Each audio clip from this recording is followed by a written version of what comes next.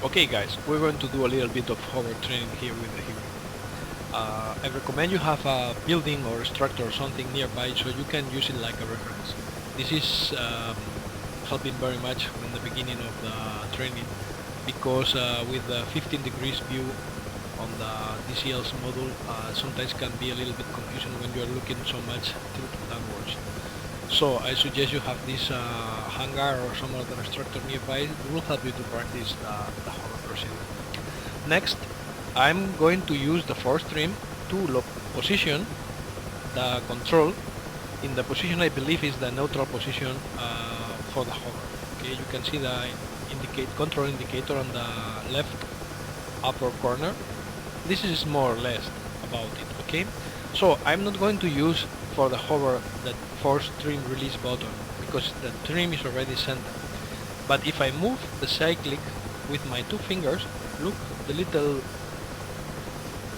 movement it does. This is the correct thing. Okay, we call this transparent, and this is good for you for flying, and I'm going to fly this way. Okay, so the force trim is enabled.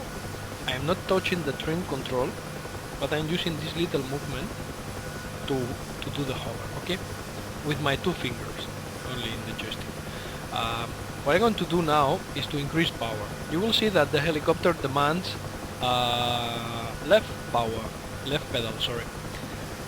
I'm going to let it develop a little bit right movement so you can see how it is. Usually when you have experience with the model, you anticipate the pedal and you really don't get any movement on the yaw axis.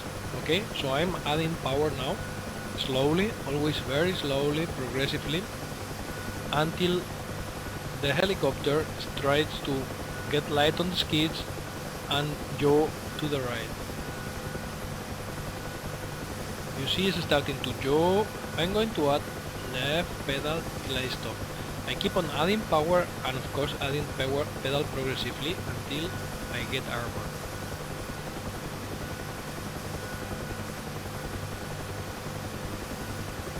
I'm doing it very slow so you guys can see how it works, okay? Okay, we are light on the skis and the helicopter is hovering. Nice and smooth. Okay, the main problem that people has with flying the helicopter is like they don't anticipate the response of the controls. So, for instance, if I'm moving forward, what many people do is correcting by pulling backwards, but of course the helicopter gets backwards, and then I pulling forward again, and then I get this kind of oscillations I don't like. So what we're going to do is to anticipate the movement, okay? So we're getting back into the hover, and let's imagine the helicopter is start drifting backwards, okay? I'm going to force that.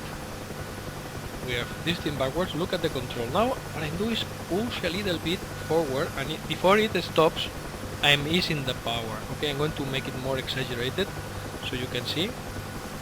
Going backwards, building up speed. Okay, I want to stop. First I give pressure a little bit to forward, and before it stops, I center the control again. Okay? It's very important. I have to do this before it stops, because if not, what I'm doing is, instead stopping, I get forward again. Okay? Let's do that moving forward again. Imagine we are drifting forward. We want to stop. Okay, a little bit pressure to the aft, and before the helicopter stops, I center the control again. Nice and easy, not overreacting. Anticipation is the key for this. Let's do that. The lateral side. Imagine we are moving lateral, okay? I want to stop it. I give a little bit to the left, and before it stops,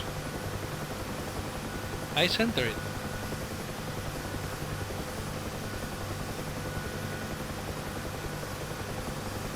Of course, in the helicopter you have to be moving the controls all the time. Every input needs, I'm going to center again here in the hangar door. Every input needs another input from another control, okay? Now I'm trying to stop here in the entrance.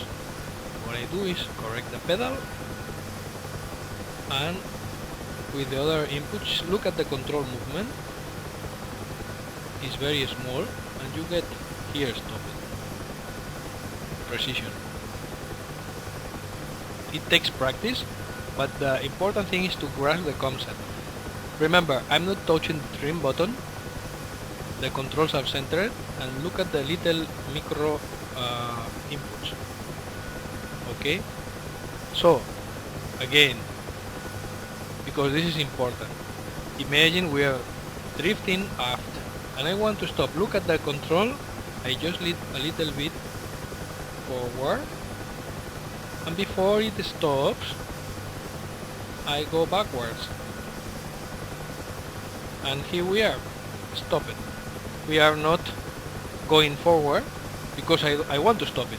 Okay, I want to get back to the initial position of the hover. Okay, I ease forward myself, I'm getting the position. Let's imagine I want to enter in the hangar, but before arriving there I start slowing down. But before the helicopter stops, I again need to put the control a little bit center, so we stop here. Okay, I hope this explains a little bit the anticipation controls on the Huey and the hover. Hope you enjoy it.